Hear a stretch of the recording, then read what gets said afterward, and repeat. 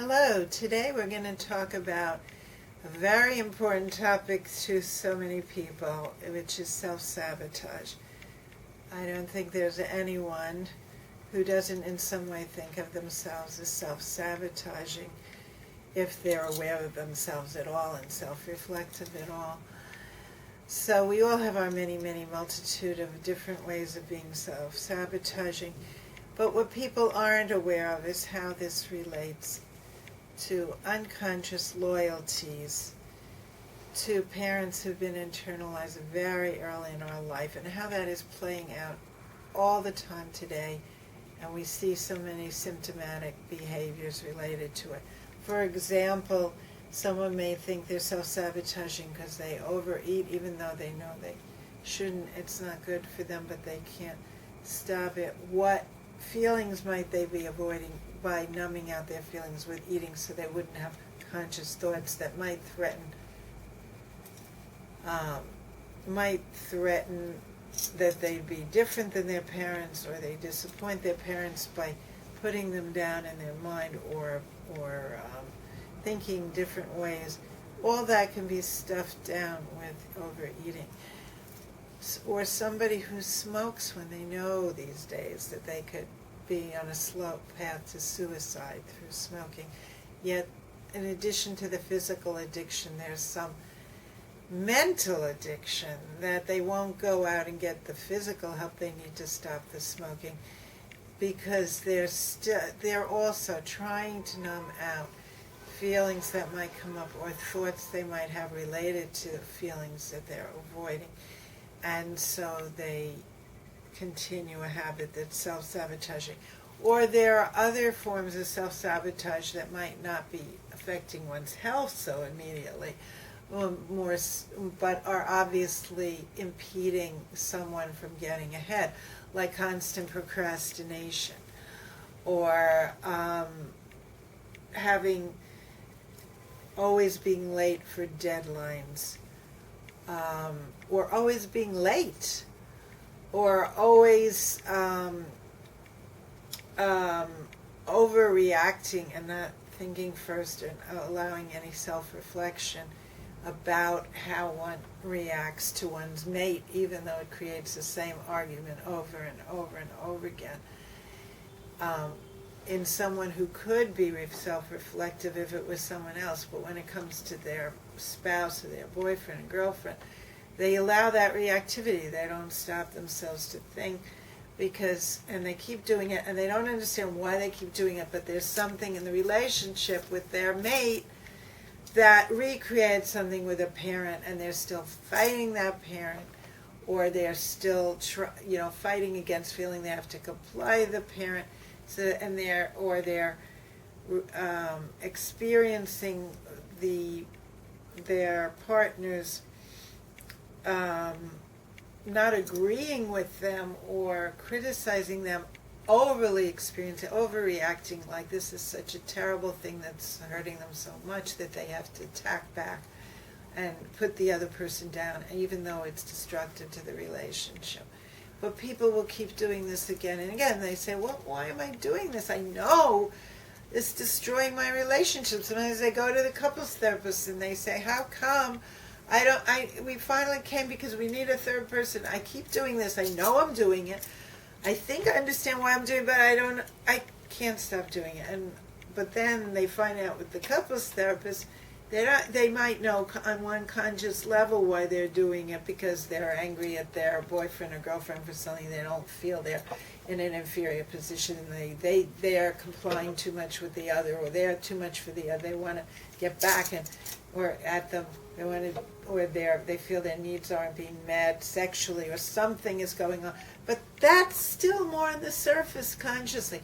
What they don't know is the unconscious background of how behind that anger at the mate, or behind that sense of contemptuous attack and putting the other down so reflexively, there's some feeling of inferiority that goes back to the parent, and some recreation of the parent putting them down in a contemptuous way, and how they're trying to both get back at the parent through their mate, or their either getting back at them or they're submitting to them.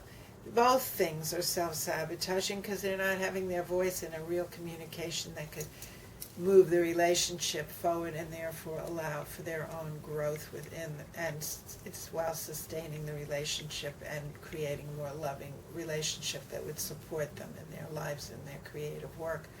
So people do things every day. They're self-sabotaging. I've done some of the most popular workshops I've done have been on the topic of self-sabotage because nobody thinks they're above it usually, and if they do, then they have a real problem. But most people know they're self-sabotaging in some way.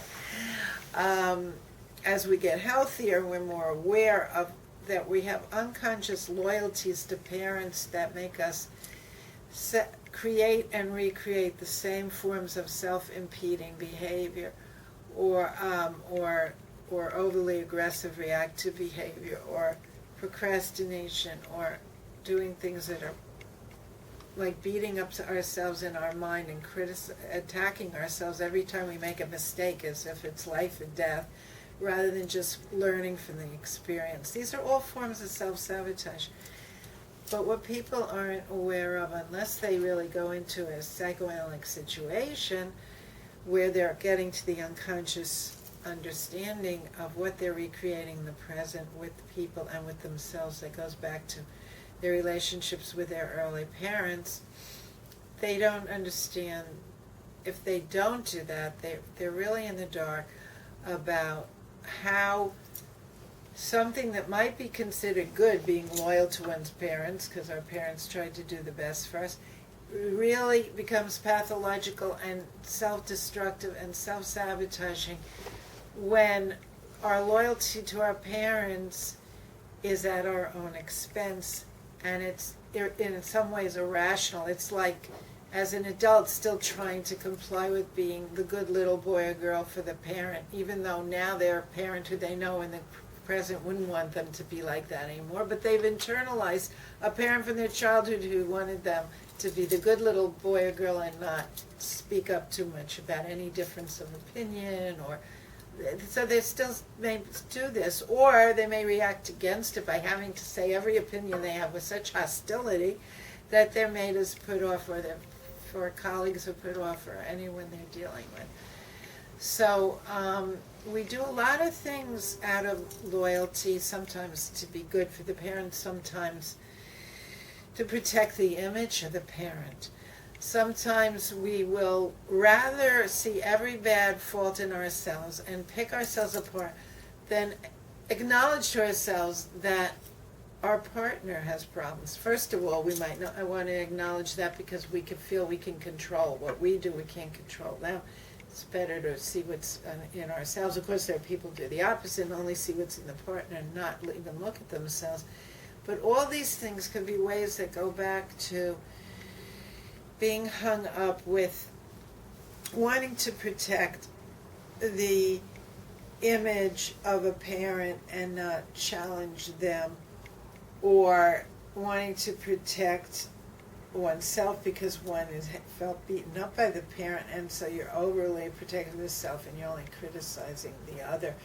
Both have these kind of loyalties to staying stuck in the same relationship as you've had in the past with your parents. So in that case, loyalty is not a good thing, which is ironic because that's usually how we think loyalty is a good thing.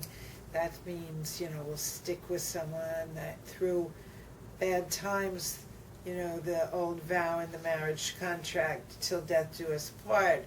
We go through sickness and we go through bad times together. We go through anger together and still try to love each other and stay together and develop lives together. So that would be a positive sense of loyalty.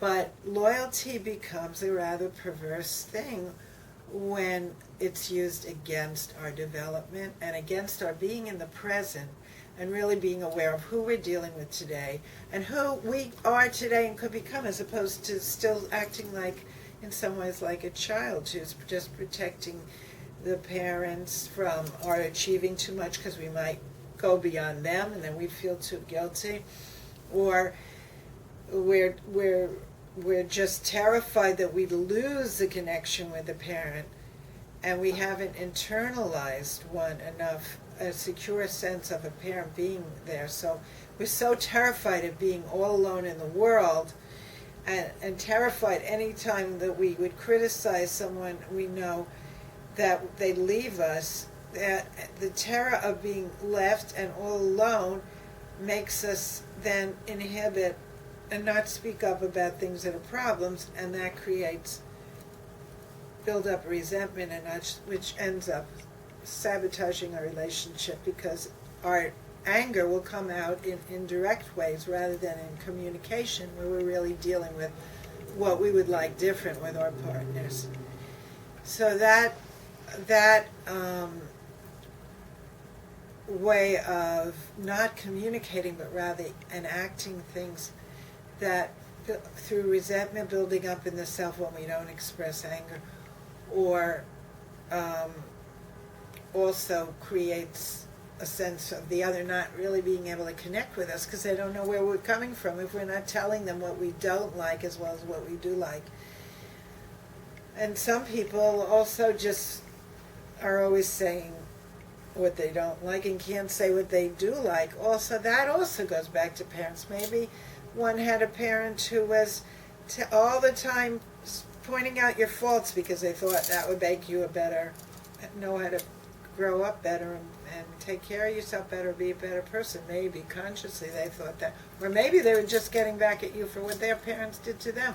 But you're then continuing this attack, and if you're afraid to express it openly, you don't say anything negative. You express it openly and don't say anything positive, that's bad for the relationship. So anytime something is repeated in the same way it happened with the parent, and therefore is an unconscious loyalty to the parent, or it's repeated in an oppositional way. You try to marry the person who's totally not like your parent if you think there's something, your opposite sex parent, if you think there's something that you would never want to be with someone like that, so you try to pick something different.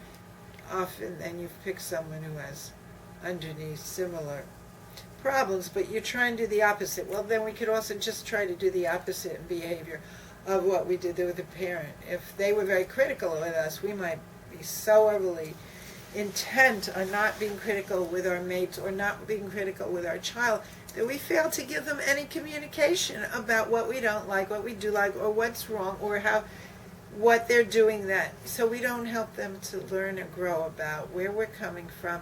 We don't communicate, and the connection is lost. And resentments build up, and the other feels in the dark about where you're at. This is all part of loyalty to repeating something that was there with a parent, but we're doing it with our mate or with colleagues or with friends and people in the world now.